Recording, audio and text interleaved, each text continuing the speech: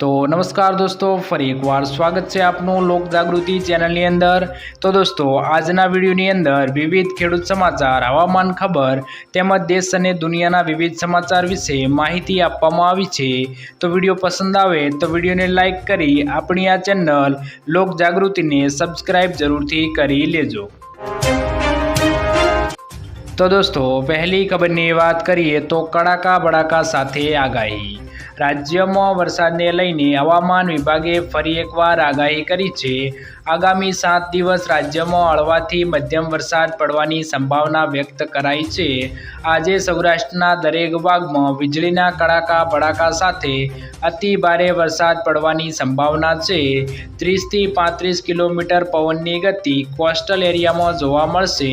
भरूच, सूरत, नवसारी, वलसाड, दमण, दादरा नगर हवेली, पोरबंदर, जूनागढ़, अमरेली, भावनगर, गीर सोमनाथ में भारे वरसादनी आगाही करवामां आवी छे मित्रों।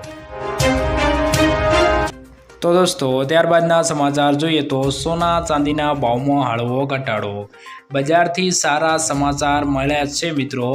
सतत 4 दिवसथी बजारमां सोना चमक ओછી થઈ રહી છે, એટલે કે સોના ચાંદીની ખરીદી કરનારો માટે સરાફા સોના ચાંદીના ભાવમાં ઘટાડો જોવા મળી રહ્યો છે। ગુરુવારે બજારમાં 24 કેરેટ સોનાનો ભાવ 71,080 રૂપિયા પ્રતિ 10 ગ્રામ હતો, જ્યારે 22 કેરેટ સોનાની કિંમત 65,110 રૂપિયા પ્રતિ 10 ગ્રામે હતી। ચાંદીની સતત ઘટાડો જોવા મળી રહ્યો છે અને ગુરુવારે તે ઘટીને 86,761 રૂપિયા પ્રતિ કિલો પર આવી ગઈ છે મિત્રો। तो दोस्तों, त्यारबादना समाचार जोईए तो आयुष्मान योजना हेठळ मोटा समाचार। राष्ट्रपति द्रौपदी मुर्मुए 18મી લોકસભાને संबोधित करता देशना वडीलो माटे महत्वना समाचार आप्या छे। गुरुवारे तेमणे कह्युं हतुं के आयुष्मान योजना हेठळ 70 वर्षनी वय वटावी चूकेला तमाम वृद्धोने मफत सारवारनो लाभ आपवामां आवशे। तेओए कह्युं हतुं के नवी सरकारमां अमे 70 वर्षथी वधु उंमરના તમામ લોકોને आयुष्मानનો લાભ આપી રહ્યા છીએ। એટલું જ નહીં, સરકાર ખેડૂતો માટે સતત કામ કરી રહી છે। 20,000 કરોડ રૂપિયા ખેડૂતો માટે ટ્રાન્સફર કરવામાં આવ્યા છે। આ નિર્ણયથી અમે ખેડૂતોને વધુ આત્મનિર્ભર બનાવી શકીશું મિત્રો। तो दोस्तों, त्यारबादना समाचार जोईए तो વધુ એક મોંઘવારીનો માર। તહેવારોની સિઝન શરૂ થઈ ગઈ છે। બીજી તરફ રાજકોટમાં સિંગ તેલ અને કપાસિયા તેલમાં ભાવ વધ્યો છે। સિંગ તેલના ડબ્બાનો ભાવ 2530થી વધીને 2560 રૂપિયા પર પહોંચ્યો છે। કપાસિયા તેલના ડબ્બાનો ભાવ 1660થી 1690 આસપાસ પહોંચ્યો છે। આમ ઓઇલનો ડબ્બો પણ મોંઘો થઈ ગયો છે। ઓઇલના ડબ્બાનો ભાવ 1660થી 1680-90 આસપાસ નોંધાયો છે। તેલના ભાવમાં થયેલો વધારો ગૃહિણીઓના બજેટને સીધી અસર કરવાનો છે મિત્રો।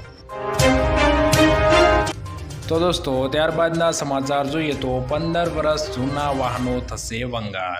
15 वर्षथी वधु जूना वाहनों अंगे मोटुं निवेदन। 15 वर्षथी जूना वाहनों पर प्रतिबंध नहीं। नितिन गडकरी जणाव्युं छे के आपणे कोईने कोई पासे सांभळ्युं ज हशे के 15 वर्षथी जूना वाहनों पर प्रतिबंध लागेलो छे।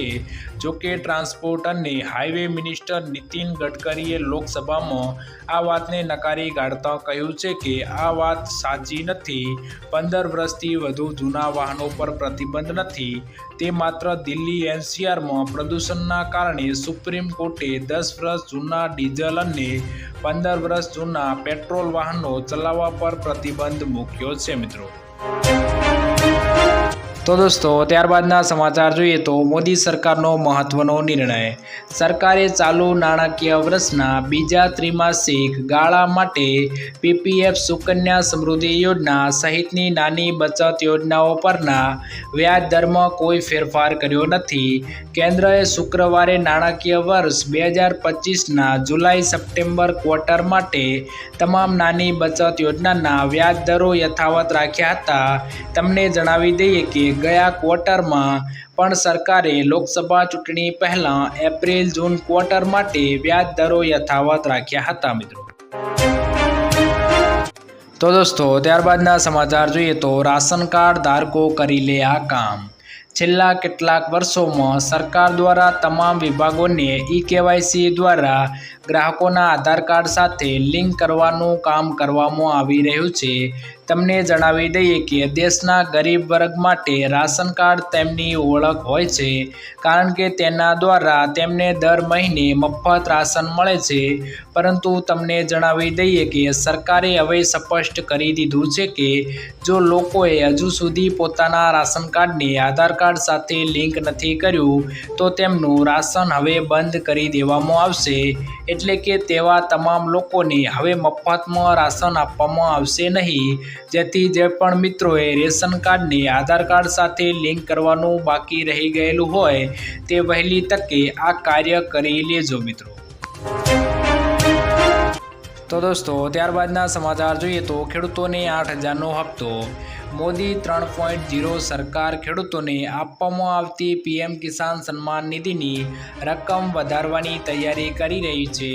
અર્થશાસ્ત્રીઓ અને ઘણા આર્થિક મહાસંઘોએ નાણાં મંત્રાલયને સૂચનો મોકલ્યા છે, જેમાં કહેવામાં આવ્યું છે કે પીએમ કિસાન ફંડમાં 2,000 રૂપિયાનો વધારો કરવામાં આવે। કેન્દ્ર સરકાર 1 જુલાઈએ સંપૂર્ણ બજેટ લાવવાની તૈયારી કરી રહી છે। બજેટમાં નાણામંત્રી નિર્મલા સીતારમણ પીએમ કિસાનની રકમ વધારવાની જાહેરાત કરવાના છે મિત્રો। તો દોસ્તો ત્યારબાદના સમાચાર જોઈએ તો પાક ધિરાણ લોન માફ।